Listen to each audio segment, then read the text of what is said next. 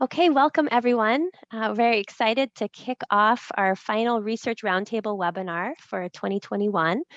Again, this is a webinar series that we've been hosting through the Rights of Ways Habitat Working Group, along with a number of our partners, including Southern Company.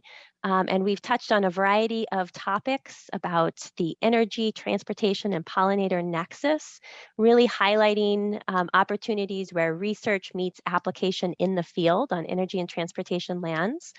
And we're excited today to be focusing on solar power and pollinators. This has been a really hot topic this year and in recent years, and are really excited to host a number of researchers who will be talking about their work. And then we'll have an opportunity as a group to talk about what all you are doing and what you're thinking around solar and pollinators. My hosts for today are Joe Drum and Ashley Bennett. Joe is from Southern Company, Ashley is from Electric Power Research Institute. Also want to acknowledge Taga and Claudia from the University of Illinois Chicago team. My name is Iris Caldwell, and the five of us will be working with you through this webinar series. And so if you have any questions or need any help, don't hesitate to reach out to us via chat. As an introduction, again, as I said, this is our fourth webinar in a series that we've had this year. Our objectives with this webinar have been, one, to highlight current research in the topic of energy and transportation and pollinators, and really help facilitate some energizing conversations around related research or research that can help us understand the opportunities, the challenges, the benefits around co-locating pollinator habitat on energy and transportation lands. And so through this research roundtable, we've used this as an opportunity to identify not only existing and current research, but future research needs, and hopefully spark some collaborative work. I'm going to next turn it over to Joe, my co-host, to walk through some housekeeping items. Thank you, Iris, and thank you all for joining us today. My name is Joe Drum, and I'm a natural resources manager at Southern Company. I really look forward to the dialogue. A few housekeeping items. Please keep yourselves muted and video off, except during the breakout sessions. We really encourage video during the breakout sessions. Please, if you will, now update your Zoom name to include your organization by clicking on the three little dots on the window where your either name or video is showing. If you have any technical issues during this meeting today, please contact Claudia via the chat box. And please submit all questions or comments with respect to the speakers' presentations in the chat box. What the speakers will do, once concluding their remarks, they will do their best to respond to your comments in the chat so we don't disrupt the next presentations and keep on schedule today. And we are recording the presentations and we'll share this afterwards. So today's agenda, the first half, again, will be our 4 research presentations. And in the second half, we have reserved for breakout sessions, which will pull us all into different rooms. And there's some great breakout questions that we look forward to discussing. And we will talk about the results of that discussion in a large group recap at the conclusion of today's call. So it's my pleasure to introduce today's speakers. First, we will have Dr. Adam Dolezal from the University of Illinois. Second, we will have Maggie Graham from Oregon State University. Then we'll have Chris Rochon from EPRI. And we will wrap up with Dr. Steve Grodsky with USGS and Cornell. And with that, I will turn it over to Adam. Thanks, Adam. Hi, yeah, thanks for the introduction. I assume everybody can hear me. If not, tell me right away. Let's make sure this works. Okay, great. Yeah, so I'm Adam Dolezal. I run a bee research facility here at the University of Illinois in Urbana, Champaign. And so I kind of come into this from doing a lot of work on honeybees and native bees and how they interact with their landscape, especially here in the Midwest. And so I started working on this and just having this question, can solar energy actually fuel pollinator conservation? And I'll say up front, I'm going to go through some stuff in my talk relatively fast because when I wrote this, I didn't know the order we would be going in. And so some of this material will be covered in greater depth by some of our other great speakers. So one of the things that I study in my lab is the landscape in the Midwest and how it's changed and how it continues to change. And we can see this historically by looking at maps like this one here on the left. It doesn't really matter to know what all the different colors are, but they're all different types of land use and different types of crops that were grown. And if we look in this example across some counties pulled from central Iowa, I know it's a little bit hard to read, but you have here in the 1930s up through the early 2000s. We can see across a lot of different sites, we have a movement from much more diverse ag systems to much more simplified, where we really have only row crops filling a lot of the landscape. At the same time, we've got lots of urbanization. Urban centers are spreading. Green infrastructure around them is declining. And so we're having all these changes in land use in the last several decades. And we know that land use changes affect pollinators. We've seen this in systems where pollination limitation is an issue, where pollinator-dependent crops have been shown to have reductions in their pollination efficiency. We've seen widespread declines in the abundance and diversity of lots of insects, especially bees, and a lot of the United States, especially areas with lots of land transformed into agriculture. And then we've also seen big changes in states like North Dakota and South Dakota, where landscapes that were once very good at supporting honeybee colonies and the lifeblood of honey production in the United States coming from North, South Dakota, and Montana has really declined a lot over the last decade as land has come out of uses that support bees and are now in uses that really don't. And so one of the things that we study in my lab is how can we help pollinators in this changing landscape? And in particular, how can we help pollinators in ways that are actually consistent with profitable industries, with people having their livelihood, with benefits to other sectors? And so, of course, solar developments are land use change, and in some areas, there'll be huge land use changes. And so we're here to talk about this today. Can we reap co-benefits at the same time? Can we have areas where we have efficient production of solar energy and then at the same time have pollinator habitat? Is that going to work? Is it going to make a meaningful difference? And so these are the kind of questions that I get a lot, especially when I talk to other pollinator biologists or people who are interested in supporting pollinators.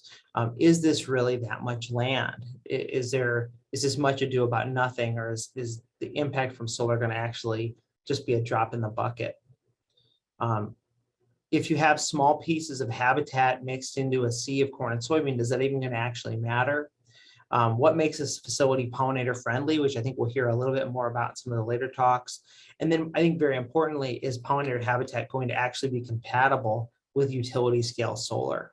Or is it going to be so challenging as to make it not doable for most operators? And so first I want to talk about this question of, is it enough land? And one of the ways that I often contextualize it is to compare it to other land uses that we do think are valuable to pollinators.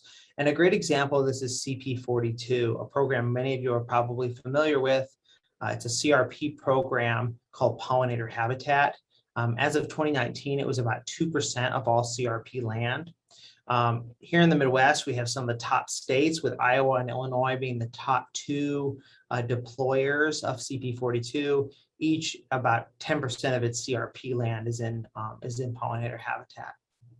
And some of these I think you would find surprising. Of course, there are some states with very little land that would support CP42, and they have very little. But states like Indiana and Wisconsin actually have surprisingly little CRP, CP42. And so if we look at that in Illinois, or in total, we have about 400,000 acres of CP42. So and I'll compare this to a state that's not at the very top, Indiana, which is right next to us. And it'll be clear why I talk about Indiana in a few minutes. They have about 4,000 acres of CP42. But as many of you are probably aware, utility scale solar is estimated to really explode over the next 5 and 10 years, with some estimates estimating about 700,000 new acres in just that short time frame. And I'm sure these numbers change all the time. But the moral of the story is it's quite a lot. And in some cases, it's double or potentially even more of what CP42's current footprint is. And so again, to go back to Indiana, which has only 4,000 acres of CP42, as of 2021, there are at least 15 projects in planning at least that are supposed to be at least 1,000 acres and up to as much as 4,500 acres. And so here we have even just a single utility scale solar site would exceed the amount of pollinator habitat that CRP has in Indiana completely, let alone spread across multiple different sites. And so I think it is that much land, and it can be a really meaningful piece of the conservation land pie if we can work out some of the other kinks in the system. So another question is, can small pieces of habitat matter in this big sea? So in these really huge scale sites, it of course makes sense that that those types of large habitats would be valuable, but not all sites are going to be able to have 100% of the site be pollinator friendly. Some states are going to have much smaller pollinator habitats, even if or much smaller solar installations, even if they're technically utility scale, they may be much smaller than that 1,000 acre, 5,000 acre size. So does it actually matter? Do these little tiny patches, these little islands actually make a difference for pollinators in our landscape? And so here I want to start talk a little bit more about a different CRP practice, a relatively new one called Prairie Strips, which is CP43. And I started working with the group out of Iowa State University on Prairie Strips before they were officially recognized as a CRP program, just kind of developing the system and understanding what it is. And CP43 Prairie Strips look a little bit like this. They're generally thin, long strips of conservation land that are embedded in the middle of conventional corn and soybean production, in the middle of production agriculture. And they were originally created not for pollinator habitat, but to reduce soil erosion, to reduce nutrient runoff, et cetera. And so they have lots of co-benefits. And so I've been involved in some projects trying to understand their co-benefits to pollinators. Here we can see another image of one. We've got our row crops here with just this little strip of habitat that runs through the middle. And so we did a bunch of experiments looking at floral diversity, milkweed abundance and diversity, presence of monarchs, presence of wild bees, and then also looking at productivity of managed honeybee colonies in these landscapes at these prairie strip sites. And I won't go through all of it because it's way beyond the scope of this presentation. But the main thing we saw was that even these small strips have real impacts. So in some of these cases, they were only 7 or 8 acre strips, and yet in them we saw more flowers compared to control sites that just had grass planted at them. We saw greater abundance and diversity of beneficial insects. We saw more adult monarchs. We saw significant improvements to beekeeping measured by honey production. And so we're seeing these benefits to conservation. We're seeing these benefits to diversified agriculture in the form of beekeeping. And so, like I said, even these small sites, when implemented properly, can provide a haven for bees, make meaningful differences, and be totally consistent, in this case, with production agriculture. And a lot of the work that's been done in the system has been showing that agricultural production doesn't get hit by, creating a place where pest insects can come from. It doesn't get a hit by creating a source of weeds. The prairie strips themselves don't become horrifically contaminated with insecticides. They do really provide these benefits. Another big question I think a lot of us are interested in is what makes a facility pollinator friendly. And one of the main ways that this has been defined has been through the use of these solar scorecards. And so I'm going to not talk about this right now because we have another talk that I'm really looking forward to hearing coming up very soon about pollinator scorecards and how they work. But I think the main moral of the story is we're still figuring out what makes a site pollinator friendly. I think there's a lot of information out there on what makes a good pollinator habitat, what makes a good conservation habitat, but figuring out a way to link to the final question of how do you make a pollinator habitat compatible with utility scale solar is the bigger question. I think that you could probably create a scorecard that will provide exceptional habitat, but would it be consistent with the needs of a functional solar facility? I think that's what we're still working on figuring out. And I don't know how much time I have left. I've lost track a little bit. Maybe Iris can shoot me a chat and tell me in a minute, but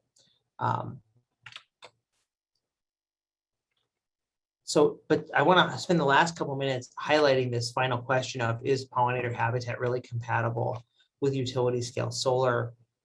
And talk about an ongoing project that's been funded by the Department of Energy's Solar Energy Technologies Office, that's led by Iris and has a lot of different people working on it, some of whom are here from a lot of different organizations, to try to better evaluate the economic, ecological, and performance impacts of co-located pollinator plantings at large-scale solar installations. And so this is a project that we really just got rolling at the beginning of the field season this year. And our goals are to research the scalability, configuration of pollinator plantings at real utility scale facilities, greater than 10 megawatts, in some cases much larger than that. We want to create a comprehensive implementation guidance, engage with the solar energy, and start to share those findings with broader industry stakeholders. And so how are we going to do this? Well, we have a couple different questions. We're trying to understand some different configurations, sizes, and things like that of pollinator plantings at these large scale facilities, and measure how they affect the ecological impacts, the economic impacts, and the performance impacts. We're interested in the scale of the plantings, and we're also interested in identifying what seed mixes are the most effective. And I think this is something, again, we'll hear about a little later, and we can talk about in the breakout rooms as well. But I think one of the challenges we all will often run into is finding seed mixes, finding habitat installation plans that are going to provide meaningful habitat benefits, meaningful floral resources, meaningful nesting habitat, but not create problems that may be inconsistent with the solar facility. And so right now, we've got kind of three big pieces of research. We're doing field research at 6 solar facilities right now. There's some tool development going on to create a cost benefit calculator, to create a site seed selection tool. And then there's also, of course, going to be outreach and engagement with stakeholders to get input as the project is going on, and then to deliver our findings toward the end. And I'm going to focus mostly on the field research and mostly on the ecological evaluation, because that's the work that I'm most familiar with and the work that I participate the most in. But this is a really huge project, and it's, I think, going to have a lot of cool findings come out of it.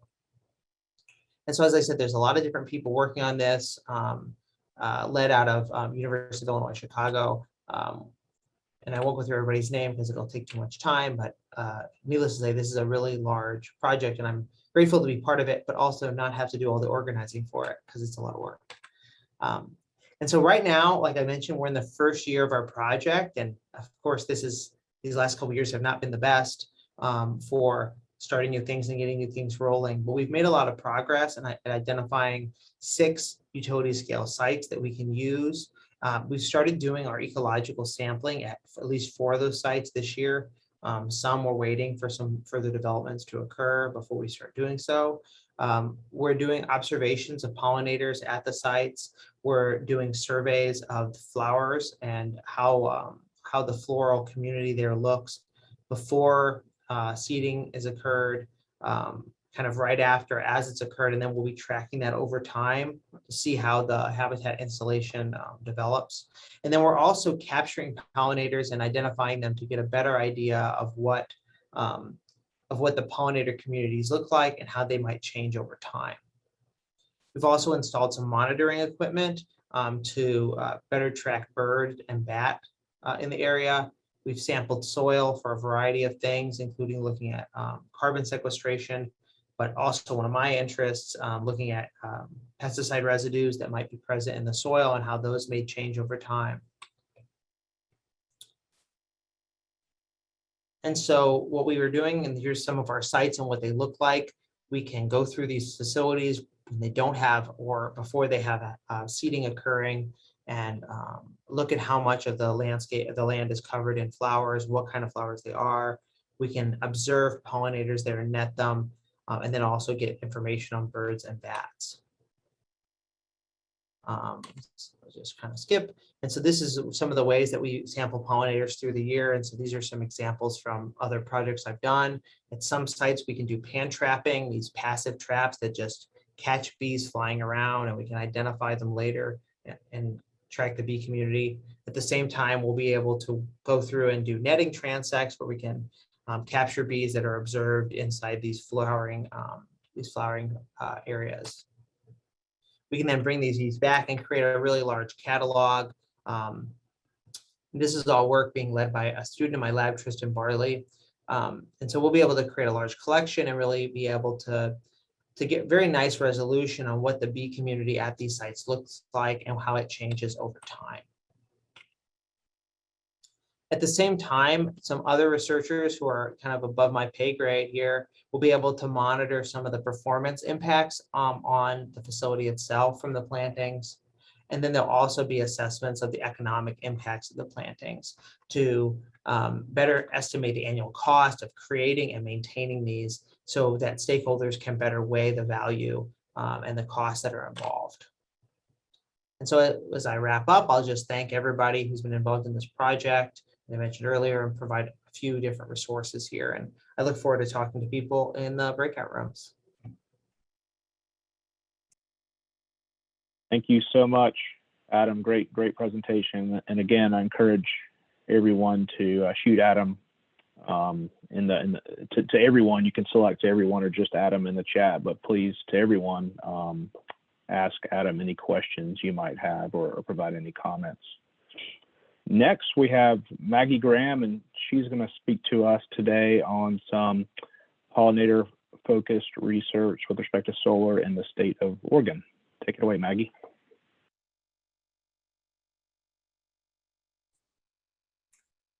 Thank you. Hello, everyone. My name is Maggie Graham, and I'm a faculty researcher at Oregon State University. And I'm looking forward to talking with you all today about our past and current research on agrivoltaic ecosystems, or agriculture combined with solar photovoltaics, and particularly about our work with pollinators. Iris, I am having trouble forwarding the slides again. Can you coach me on how to make it so I can do that again? I can also advance your slides, Maggie, if you'd like. There we go. I think I just got it. Thanks. All right, just a little context. Our lab is a conglomerate of hydrologists, atmospheric scientists, and engineers working together to address agricultural innovations at the food, energy, water nexus. We look at everything from drip irrigation efficiency to renewable energy in agriculture, which is what we're talking about today. Here are some photographs from our other work in agrivoltaic systems, looking at microclimatic variations and weed management in agrivoltaic systems, at crop production, at grazing of sheep and other livestock, and also at pollinators. So as you know, solar panels intercept the sun's light to make energy, and in doing this, change the amount of light that reaches the Earth's surface, And this difference in light also changes the amount of evaporation that occurs, and thus the amount of soil moisture that's available for plants. So solar panels create microclimates, and the differences in the availability of light and moisture in those microclimates affect plants. And we wanted to see also how they affect pollinators. So we conducted in the summer of 2019 a small case study at the Eagle Point Solar Plant, which is in Central Point, Oregon. And this is a Mediterranean climate, so it has warm, dry summers and cool, wet winters. It's a water-limited ecosystem, and let's see a little more about that to come. I'm going to give a brief overview of the research. If you want to know more, you can check out our publication on this, and thanks there to my co-authors who helped make that possible. So the project was located in Southern Oregon. We talked a little bit about the Mediterranean climate there. It does receive around 19 inches of precipitation a year, and the elevation's around 1,000 feet in elevation. So I show this to show that many of you may think that Oregon is just dark and rainy all the time, but this is actually a region of Oregon that's slightly drier and doesn't get quite as much rain, and the amount of rain there is more similar to like north parts of the Central Valley than it is to Portland and the Oregon coast. And then solar radiation, it gets about 5.3 kilowatt hours of direct solar radiance annually. So again, similar to different parts of the country, you can see there.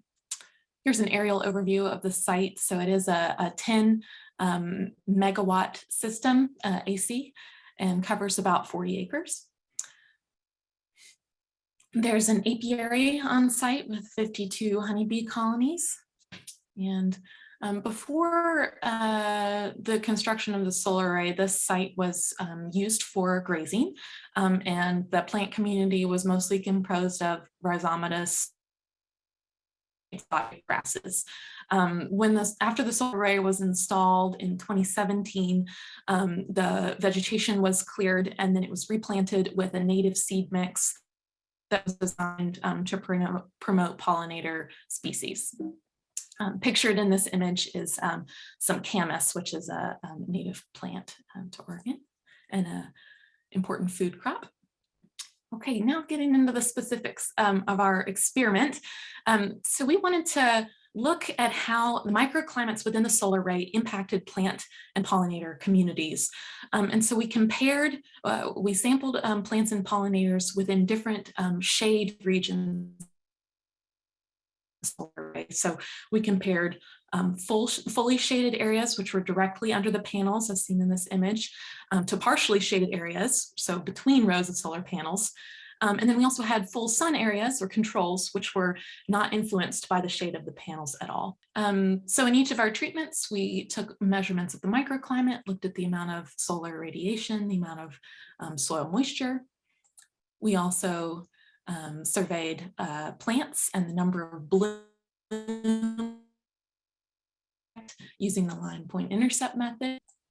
Last but not least, we also surveyed pollinators, which was my favorite part. On the left here, we have a honeybee visiting an American Aster Symphreatricum, and then in the middle, one of our team members collecting pollinators using an aerial net survey within the array. And then after we collected the samples, we took them back to the lab and identified them to species or the lowest taxonomic group possible. And I want to thank our taxonomists, Lincoln Best and Andy Moldinki, for assisting with that. So then to answer our research question, we used a variety of statistics to determine differed among treatments and if pollen communities differed among treatments. We also looked at a kind of a combination of those two of the flower visitation rate. So was there a difference in the number of insects per flower? So the goal of that was to see if pollinators had a preference or kind of between flowers that were in these partially shaded areas underneath the panels, or if they were completely avoided them, to only be in the full sun areas away from the panels, to just see if there was a preference there. Okay, for those that aren't familiar with community analysis, abundance, we looked at abundance, richness, and diversity, and I'll reference these later in the results. Abundance refers to the number of individuals in a community. Richness is the number of types, and diversity describes both richness and evenness. So it's kind of like the abundance of each type relative to one another. Are there evenish numbers of those different types? Okay, and on to our results. Just a quick of the different treatments. So full shade is directly under the solar panels, and that's getting about 5% of full sun. Partial shade is in between rows of solar panels, getting about 75% full sun. And then our full shade plots don't have any shade, so 100% full sun. Okay, and looking at results from the plant community.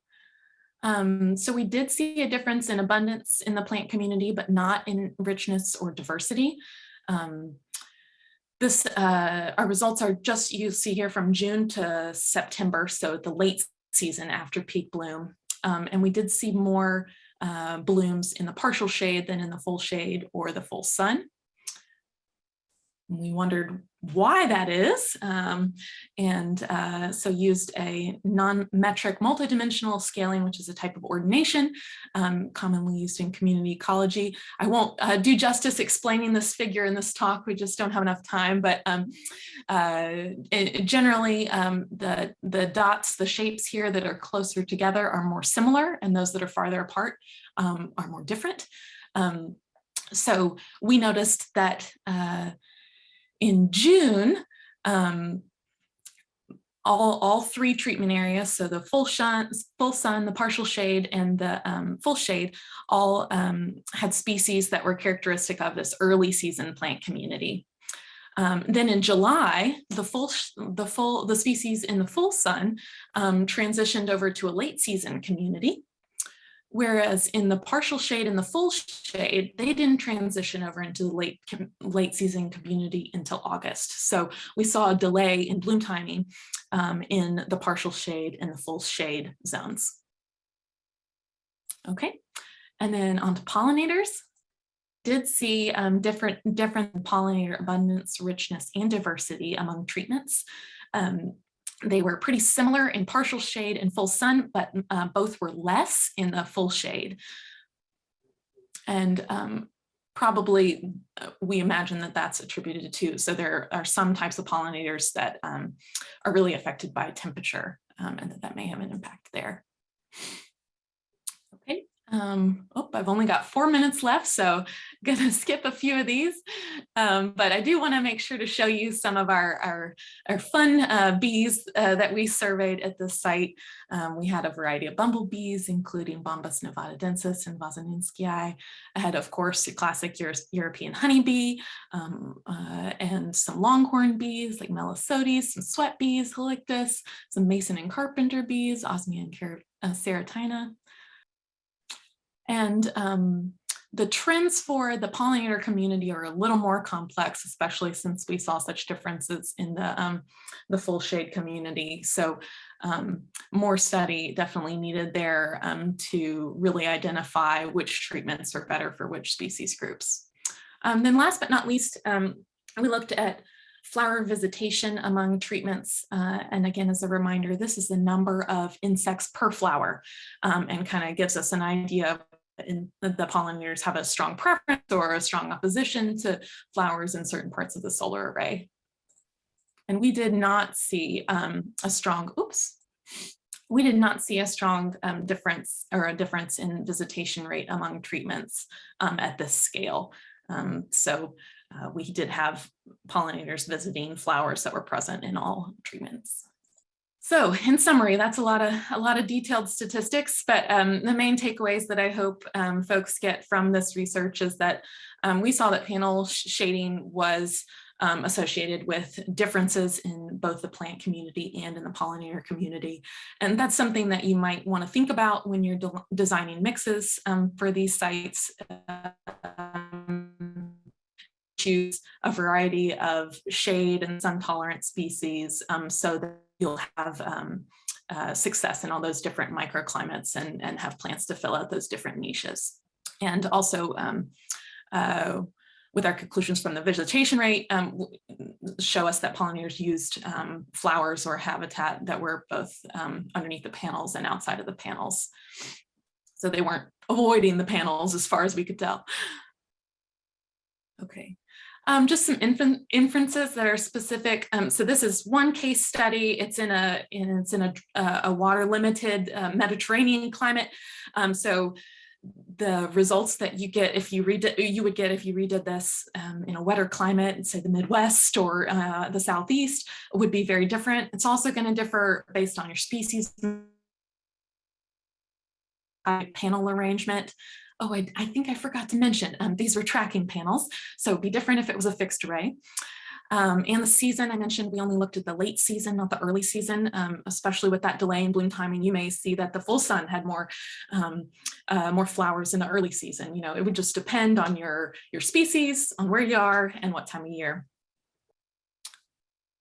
Okay, and then just some anecdotal observations from doing this research and being on a lot of solar, at a lot of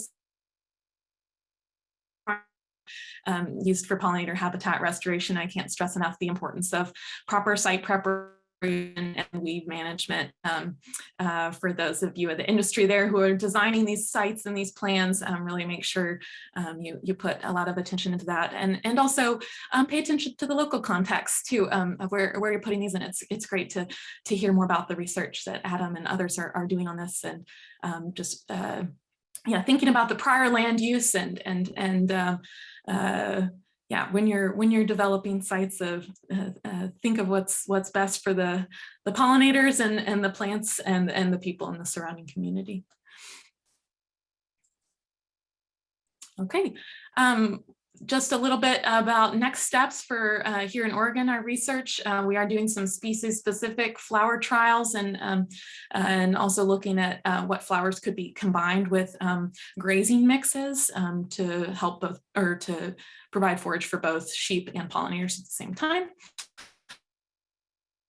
Also, I'm doing some more detailed plant phenology studies to look at mechanisms of that delayed bloom timing. And most exciting, we have a new demonstration site that we'll be building in collaboration with the OSU Extension that'll provide the testing ground and a space for community members and come and experience what it might feel like or look like to have solar combined with agriculture on their land. All right. And with that, thanks to my many collaborators on this and for all of you for listening and the organizers. Thank you, Maggie. Thanks for the great presentation. Looks like there's already a couple questions, good questions for you in the chat. So please answer those if you have time. So Adam mentioned pollinator-friendly solar scorecards earlier. Now Chris Rochon is going to take a deeper dive into scorecards. Chris, take it away. All right, thanks, Joe, and yeah, thanks, Maggie. That was great, and thanks, Adam, for queuing me up really well. Let's see if I can control this. Okay, so I'm Chris Rochon. I'm a tech lead at EPRI, and I'm going to be summarizing a report that we published, myself and Jessica Fox, in October, just about 3 weeks ago. And the slides seem to be advancing without my permission, but I'll roll with it. So I think you guys have this. But first, you know, when we're talking about pollinator friendly, it's not gravel, dirt, bare earth. We're talking about something that looks a little bit more like wildflowers and native vegetation. But it's not trivial to establish that, you know, that nice wildflower mix. So scorecards serve as a tool to do so. They're short, numerically scored questionnaires, typically consisting of 1 page. You can see one here. This is the Minnesota scorecard as an example. There's a bunch of sort of check boxes, multiple choice questions, and points associated with those questions. You sum those points, get a grand total, and compare it to a passing score. If your number is greater than that score, you're pollinator friendly. And these are often accompanied by more detailed guides. The purpose of all this is to guide the installation of pollinator vegetation and other features on the site, as well as to serve as a tool for assessing the establishment and in some cases ongoing maintenance of those scorecards.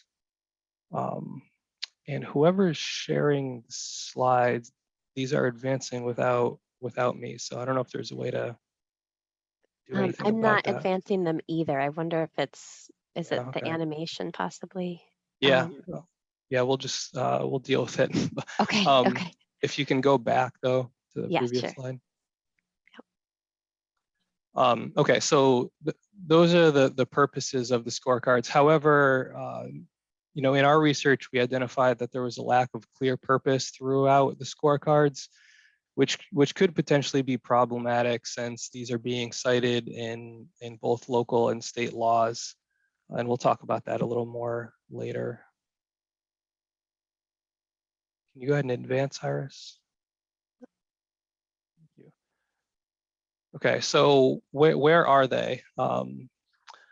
The scorecards are in 16 states. There are 15 scorecards, as you can, well, I guess it doesn't show on the map, but the Northern California and Oregon area shares one scorecard. So there's 15 total scorecards spread out over 16 states. Thanks, Iris. On this map, the darker states show where there's some form of state legislature currently. Oh, and there's also in addition to the state-specific scorecards, we looked at the fresh energy scorecard, which is sort of intended to be used for states that don't have a specific scorecard for that state. Go ahead and advance. So our goals in the research were to assess the level of consistency across the various scorecards, to investigate the factors which influenced the development of the scorecards, and to consider their effectiveness and meaning. So in order to do this, we first compiled all the available state scorecards. Then in order to normalize the comparison across the various scorecard designs, we created this categorization so that we could bin to the various scoring types of questions based on these normalized categories that we defined. And that allowed us to perform some numerical analysis and do sort of an apples to apples comparison across states. So, you know, a few things that we noticed in doing this, for example, there's a lot of consistency across most scorecards in the category we defined as plant diversity. That was pretty consistent. There was also we noted a prevalence of the same, so it's the same number of points. There's minus 40 points for insecticide use, but the percentage contribution of those points varied depending on the total scores. In addition to that analysis, we also conducted structured interviews with about 34 people from about 26 organizations.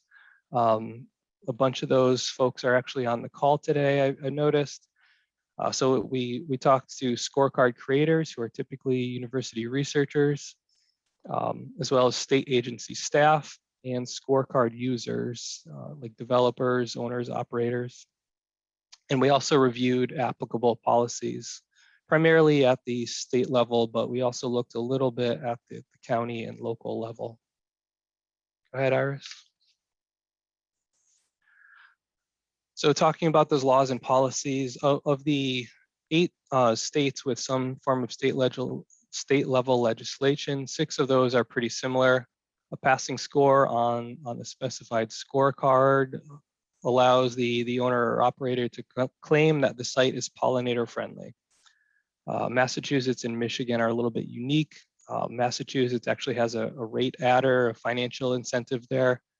And Michigan allows the use of protected farmland for solar development when a passing score is achieved on the scorecard. In many cases, these scorecards are also being adopted by counties or municipalities. If you could advance the animation, thank you. So these, on the state legislature, so that those laws are basically what I call permissive and not restrictive, in that they allow you to do something. They allow you to call the site pollinator friendly. On the other hand, when we start to look at the local level, those policies are often restrictive. So that means basically you can't develop solar unless the scorecards are used. And advance one more time. Similarly, another area we're seeing the scorecards pop up is in power procurement agreements. There's an example here from MCE, and those are also restrictive in that they specify you have to use the scorecard in order to win the permit or whatever that is. Next slide, please. All right, so we did identify a number of issues in the scorecards overall. Some issues with the design, although solar site design scale varies widely. This is where, Adam, thanks for queuing me up well for this. The sizes of the solar sites vary widely, but the scorecard applicability in terms of community scale versus utility scale is not addressed in either the scorecards or the laws. None of the scorecards provide guidance on when not to establish pollinator habitat due to potential ecological risks or unintended creation of habitat sinks. The initial scorecards are really good for assessing the plans for the site, but not necessarily the implementation for those plans. And we also noted that most of the scorecards are self-assessed with no built-in third-party oversight or review. So the result here is that the scores can reflect intentions versus outcomes. Let's see. It's also, so the scorecards have this implication, in that they're numerically scored, which factors are more important than others. And it's unclear if the scorecard designers were conscientiously adjusting the weighting of those, or if it was simply a case of adding points here or there and possibly inadvertently changing the relative weighting of specific elements. Advance, please. There are also a few concerns with the process and rigor. In general, there's a lack of consistency and oversight for scorecard design and version control. The process for developing the scorecards varied widely, which could potentially lead to concerns about the scorecards being used as the basis for laws. It's also potentially problematic that the purpose of the scorecards are unclear, making it difficult to assess if they are effective at meeting their purpose. Some field verification is needed to confirm a correlation between scorecard results and on-site habitat conditions. And finally, I think that this last one is probably the most critical. The fact that the scorecards are cited in local and state laws, as well, in some cases we saw the language surrounding the scorecards that they're a standard of some sort. This all can lead to assumptions about the rigor of the scorecards themselves, which may or may not be there. Next slide, please. So despite the concerns, there's certainly value and interest in a tool for assessing the benefit of establishing plants that promote pollinator habitat on solar PV sites. We think another generation of scorecards that address some of the issues we identified would be useful for resolving this mismatch between the scorecards, the presumed rigor, intrinsic in the fact that they're cited in law, and the larger societal objective to advance a sustainable and equitable energy future. Next slide, this is my last slide. So EPRI continues to research the use and effectiveness of the scorecards. We're planning to publish a follow-on paper in a peer-reviewed journal. We're working on that right now, myself and Jessica. We also have some other work going on at EPRI. For example, Kara Libby, who I believe is on the call, is doing a pollinator solar feasibility study, which we're hoping to publish next year. And last thing I wanted to mention, this was a really short time. You can tell, I have a lot to say.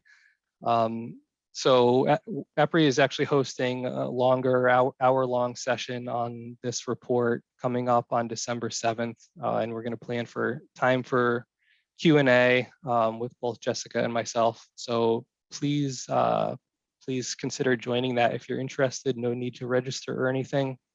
You can find more information on epri.com/pollinators. All right, thanks, Iris.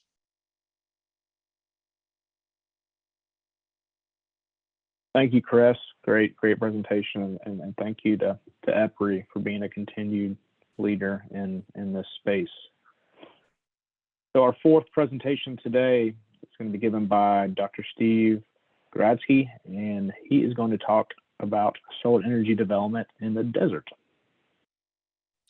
Great, thank you very much. And thank you all for joining in and being here. I'm very happy to be presenting to you all today. So I am the Assistant Unit Leader at the U.S. Geological Survey New York Cooperative Fish and Wildlife Research Unit here at Cornell University. And I'm also an assistant professor in the Department of Natural Resources and the Environment.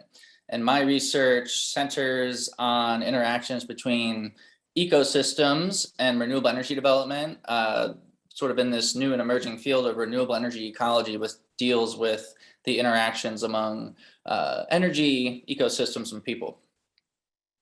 So I'm involved in a fair amount of research pertaining to pollinators and solar in a diversity of ecosystems. So today what I'm going to be speaking with you about pertains more to something that maybe folks don't typically think about when considering pollinator-friendly solar, and that's solar energy development in the desert Southwest, where we're seeing the most aggressive build out to date and the largest facilities to date as well. I also mentioned that I'm looking forward to engaging in pollinator-friendly solar research here in my new position at Cornell in New York in the Northeast. So we are in the midst of a rapid energy transition, as I'm sure many of you are fully aware. I'd like to highlight sort of this balance point and a critical balance point at that we are all together in and dealing with right now. And that is how to simultaneously match conservation and sustainability goals with rapid and extensive build out of renewable energy. I wrote a perspective piece on that I welcome you all to check out. But the idea here is that there are several socio-political incentives and policies, mandates, and just a general thrust towards renewable energy development, but also conservation. So many of you may be aware of this 30 by 30 initiative, which is sort of a global initiative that the US and the Biden-Harris administration has adopted. And that is conserving 30% of the lands and waters of the United States by 2030. Meanwhile, also by 2030, we're targeting a 50 to 52% reduction in emissions, mainly by replacing fossil fuels with renewable energy. So we're going to see a rapid transition, especially in solar, from about 4% to 45% solar energy in the United States, as highlighted in a recent report by the Department of Energy, the Solar Futures Study. So about 40% of our electricity is anticipated to come from solar energy and the electric grid by 2035. And so I recognize, as a solutions-oriented ecologist, that industry is going to play, renewable energy industry, solar industry, will play a major role in shaping the sustainability of solar energy development moving forward. And I look forward to continuing engaging with industry in research, because that's really where on the ground change can occur. So cooperation between researchers and industry is pivotal to reach these goals here simultaneously. So let's talk about the desert a little bit. So when you're thinking about pollinator-friendly solar, you may be thinking about agrivoltaics, which have been mentioned. You may be thinking about solar facilities and a matrix and mosaic of agricultural fields. This is true for the Midwest and potentially the Northeast in some areas, but there are other areas that get developed for solar as well. And I mentioned the extensive and rapid build out on Bureau of Land Management lands, for example, in the desert Southwest. These lands that are being developed for solar energy in the desert Southwest and in other areas outside of agricultural landscapes, such as early successional vegetation communities or flat open areas that are optimal for solar energy development, tend to be deemed as ecologically insignificant or somewhat misunderstood in their ecological value. I think this photo pretty much highlights it pretty well here. This is the Nevada test site in the Mojave Desert, where the US government literally tested nuclear bombs. So if you're gonna go drop a nuke on the desert, I'm assuming you might not understand the ecological value. And a lot of solar energy development is going up in the desert Southwest, and there's this juxtaposition between the positive effects of renewable energy development at a societal level, but then the local effects on desert ecosystems and pollinators in this case, which I'll be highlighting today. So I conducted my research in the Mojave Desert at the Ivanpah Solar Electric Generating System. So it has a nameplate capacity of 392 megawatts. It occupies about 1,400 hectares of previously undeveloped creosote shrub vegetation. So that's about 3,500 acres. I'll note that this is a concentrating solar power site. This was built in 2011 when concentrating solar power seemed to be the path forward as photovoltaics sort of caught up technology-wise in terms of efficiency and reproducibility. PV really took off and has since overtaken concentrating solar power. But I want to make y'all aware that the results that I'm presenting today on concentrating solar power they're exactly applicable to PV. And I can give you a better justification of that if you want to chat. But the idea is that the same site preparation, disturbance, ecology applies. And if anything, concentrating solar power facilities have solar infrastructure heliostats that are actually less dense and uniform than photovoltaics facilities of similar size in the Mojave Desert. So what we were looking at is essentially to build a solar facility anywhere, there's going to be disturbance, and disturbance has ecological effects. So that's anthropogenic disturbance leading to changes in disturbance ecology. So in this case, the soils were affected by site preparation, and there's shade that in a desert environment that wasn't there before. There's changes to micro-typography, hydrology, removal of vegetation, and so on. So really what we're talking about with any form of solar energy development is that there's going to be this initial disturbance phase. And when you're talking about pollinator-friendly solar, what you're really talking about is ecological restoration after that initial disturbance has occurred. Oh, God. All right, Iris. I hit the wrong button now. So let's see.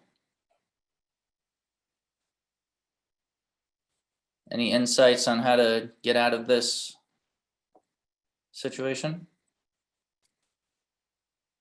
Okay.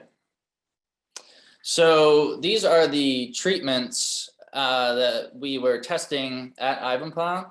So there are different ways that you can develop a site in the desert and anywhere for solar energy development and production. So blading is basically bulldozing. And what happens there is you're removing above and below ground biomass. So both the plants above ground and then their roots below ground. Ice Eggs was really an interesting case because way back in 2011, they were one of the first solar facilities to implement mowing as a site preparation procedure. Since then, it's taken off and has become more prevalent than bulldozing or blading. There were also these really novel and interesting conservation measures that took place at ice eggs, namely the establishment of these halos or undeveloped habitat patches within the solar arrays or the solar fields themselves. And so what happened here is there were rare plants that were identified pre-construction, and these areas were actually roped off, and there was no site preparation or establishment of heliostats in these zones. And then we also took our measurements of a diversity of metrics, including vegetation and pollinators, in undeveloped control sites outside of the solar facility. So in the desert, there are a lot of pollinators, particularly native bees. So there are 670 species of native bees in the Mojave and Sonoran Desert. It has the highest diversity of solitary bees in the United States. And what I really like to highlight here is that when you're talking about pollinators, technically, you're not just talking about bees, and you're definitely not just talking about honeybees. And really, you could be talking about animals that are not insects. And the idea here is that these bees are providing ecosystem services that are of interest to people, just as honeybees provide honey as a commodity that are of interest to people. So I'll get into some of our results. I'll walk you through this figure. Before I do, another key point I'd like to highlight is that well, like I mentioned before, we looked at pollinators, so we were looking at insect pollinators. So we separated out our analysis. We're working now on species-specific responses of native bees. What this figure shows is actually the response of non-bee insect flower visitors. So there's a whole suite of insect pollinators. So beetles, flies, wasps, these are all insect pollinators that should be considered in pollinator-friendly solar. And they're quite prevalent as a diverse group of insects in the world. So the y-axis here on this figure is the average count of non-bee insect flower visitors per treatment. The treatments, recall, are the blading or bulldozing in purple, the mowing in green, the halo or these habitat patches in that sort of aqua, and then the light blue are the controls. And what you can see here is that we saw far fewer non-bee insect flower visitors in the solar facility than outside the solar facility in the undeveloped controls.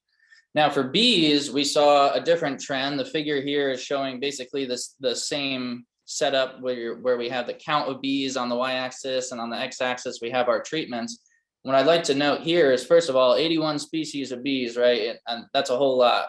And what you can see here is that blading or bulldozing is way worse than basically the controls, as was mowing. So any form of disturbance seemed to reduce the number of bees in the solar facility. However, importantly, we did see a similar number of bees in the halo treatments, or these undeveloped habitat patches, as we did in the controls. I'm going to mention what that might mean later in this talk. I'd also like to highlight that we had the unique opportunity to look at density of infrastructure, because just the physics of these concentrating solar power facilities, what happens is the density of mirrors decreases as you move farther and farther away from the central power tower.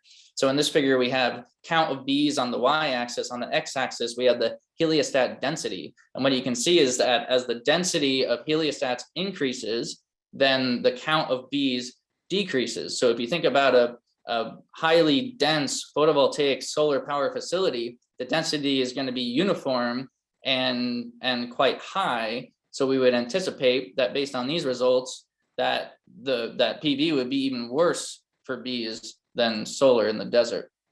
So why might we be seeing these results? First of all, a lot of bees in the desert are ground nesting bees. So if you're going to affect the soils via site preparation, that can have an effect on bees.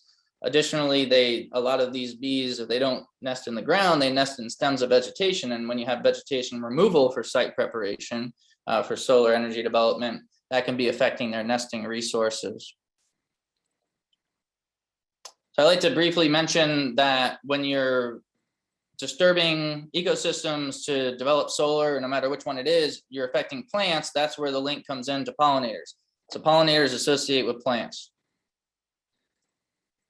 And what we've found in the desert is that the relative abundance of cacti follow the same trend as the relative abundance of bees in the control and halo treatment. So it's possible that there are bees associating with cacti species that are in turn responding quite negatively to any form of disturbance for solar energy development. And the same could be true for plant insect relationships outside of the desert as well. So these can lead to cascading effects on ecosystem functions. So if you have less pollinators for cacti that are already imperiled, then you're going to have less cacti. I like to highlight as well that these solar facilities are really large, right? So there's one going in Nevada that's going to be 7,000 acres. So just giant solar facilities. And these effects might be variable if you're talking about different size solar facilities. So what do we do about it? So I think what these results are showing in the desert, and it should resonate, in my opinion, in other ecosystems as well, is that, and Adam mentioned this, like we need to take this idea of CRP and potentially extend it to outside of agricultural environments. If you think about a desert solar facility, you're really talking about a monoculture of solar panels instead of a monoculture of corn or what have you. And I think what the results in the desert are showing is that there's potential for creation of these conservation strips or field borders in desert solar facilities, and this could be applied in other areas as well. And I think that's really the direction that research should go in. If we can't site these solar facilities in areas where there aren't a lot of bees, the next step would be to minimize and mitigate the negative effects. And I think facility design is really the path forward to do that. So with that, I will conclude. I'd like to share my contact information if you want to get up with me and chat about any of this. I'm also the co-founder and co-director of the Wild Energy Initiative that deals a lot with energy and environment issues. There's more information on that website. My personal website has all the publications about solar and pollinators and anything else. PDFs are all right there for you to read. So I'm happy to engage with you all moving forward. Thanks a lot. This is our opportunity that we hopefully could get to hear from all the different breakout groups and hear some of the main themes and ideas and research, either questions or ideas that came out of your breakout session. So I was in breakout number 5 with John and Lee.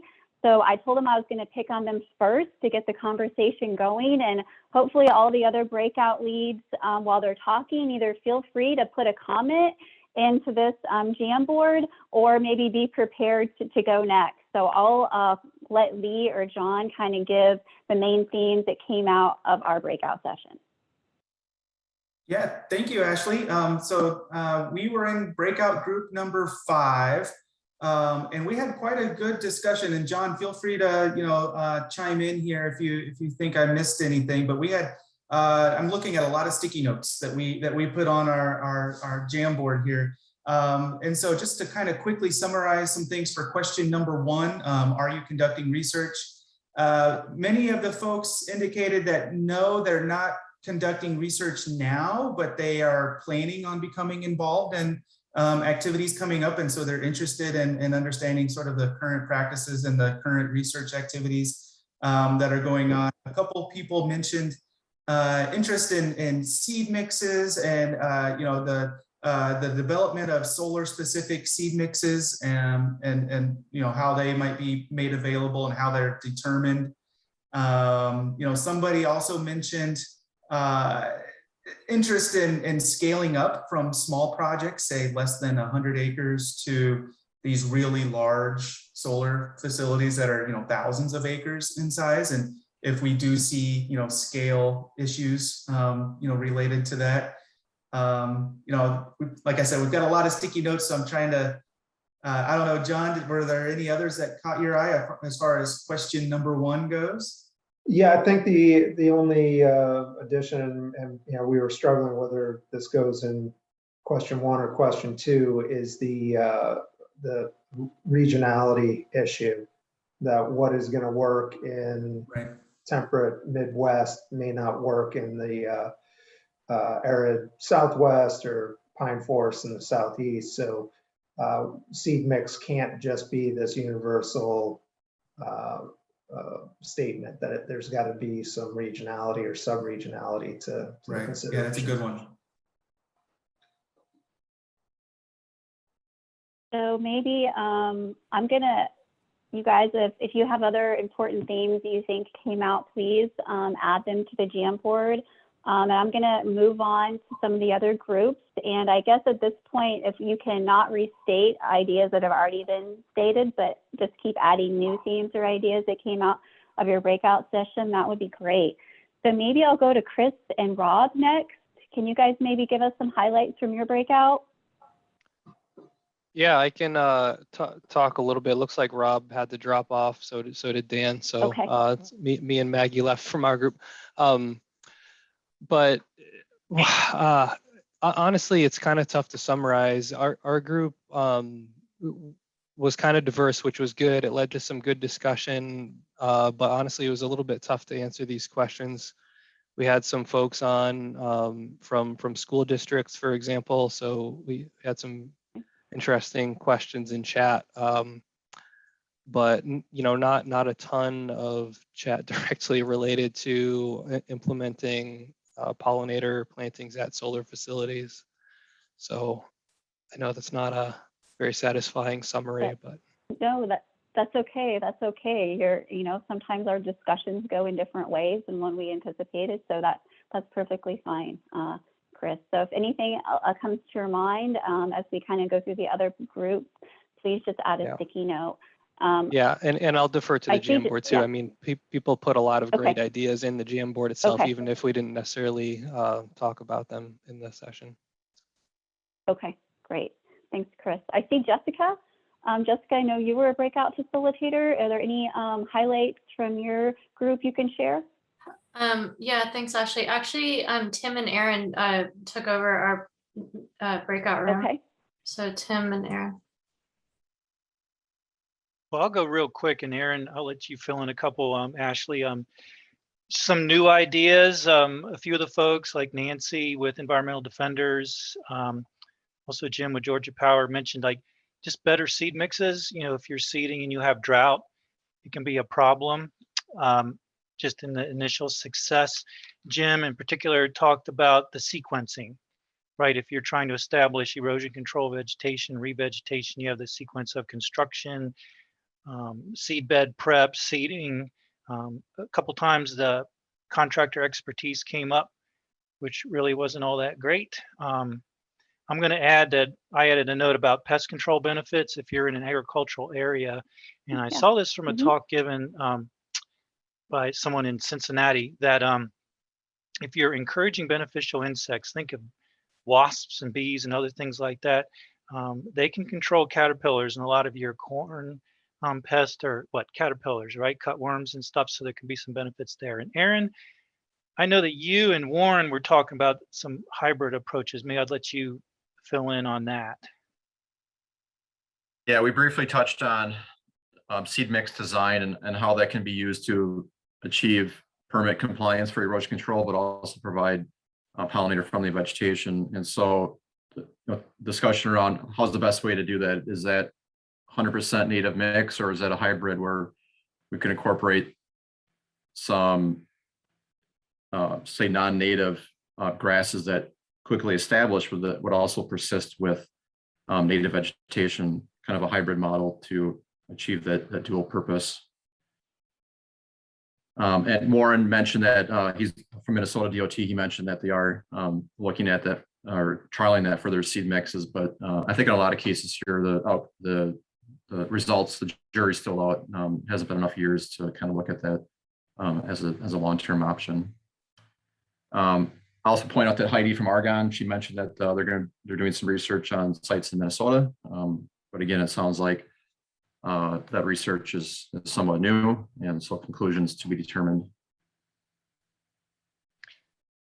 just to finish up, Jessica mentioned about what is pollinator friendly, the scorecards. I think it goes without saying. And the last thing, getting better seed mixes, and I don't mean we didn't mean in terms of enough pollinators, just regionalized suitability. I think it was Nancy or someone in our group mentioned that, maybe it was Heidi, saying that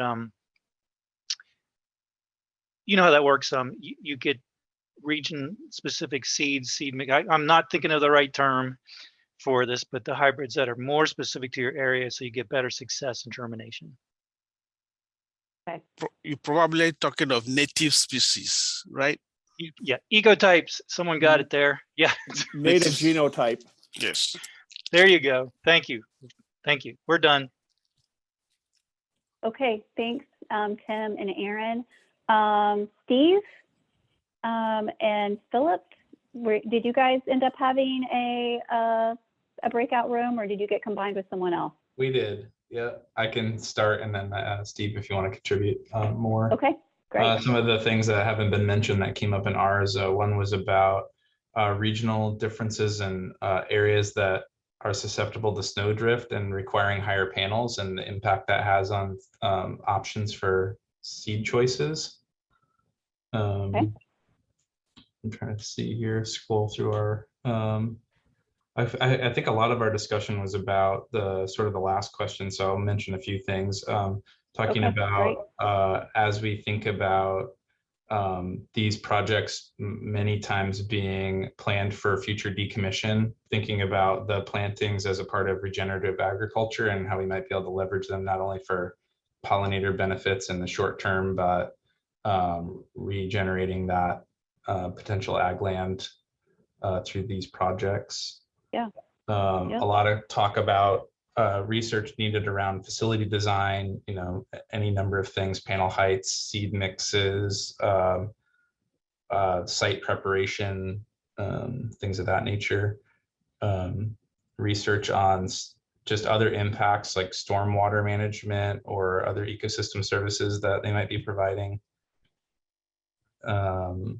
Just a general lack of research available currently on the impacts of these type of projects on grassland ecosystems. It sounds like, you know, the what we heard about from Oregon is a good step in the right direction, but just there's a lot of opportunity to explore more things in that vein. And then one other thing to mention is just a comparison of maybe others. We heard some research about comparisons of controls to areas within solar arrays, but how might those compare to the prairie strips we see in ag lands and ag fields themselves, and additionally how those sort of more agricultural prairie strips and solar strips might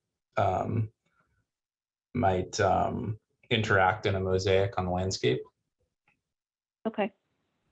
So some landscape scale effects. Yeah, and Steve, I don't know if you have anything else to contribute. Yeah, I think that pretty well covered it. More research is needed. And then just thinking about ecosystem services and the fact that when you're talking about pollinator friendly solar, you're really talking about native plants, and they're going to have effects beyond just pollinators, and those should be measured and quantified, which may then in turn promote these beneficial activities.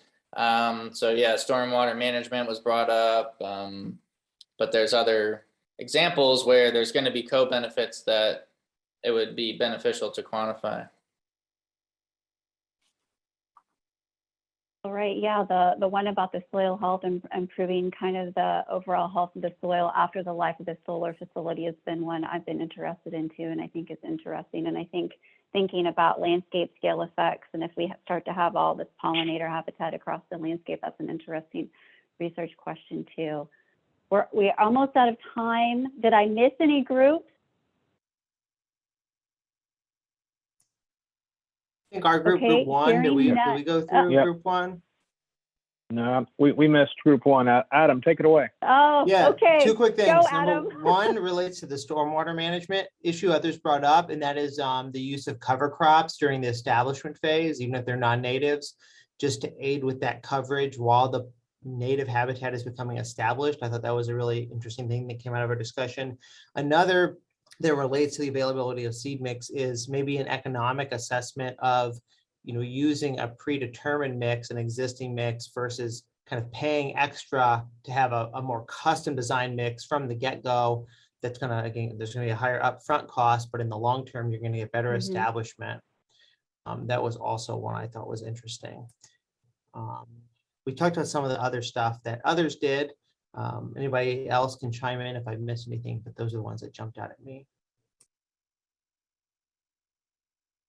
I like the economic analysis, and that's been a question I've had, an off-the-shelf mix versus a more expensive, but, high diverse mix, and what's the result of that at the end. I think that's that would be a really interesting project. Thank you everyone for this great input. I appreciate all the breakout leaders taking notes and facilitating, and I'm going to pass it back to Iris and let her wrap this webinar series up. Great. Okay, thanks, Ashley, and thanks again to our presenters today, our breakout leaders, and all of you who came with ideas and thoughts to share.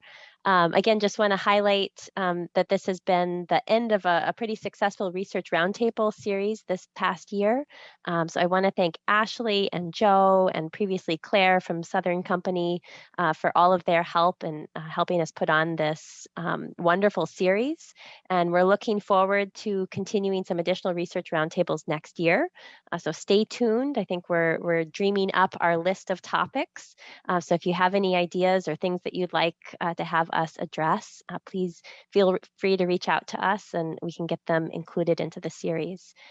So with that, again, we will make the recording available on our website. We'll send out a link to that hopefully next week.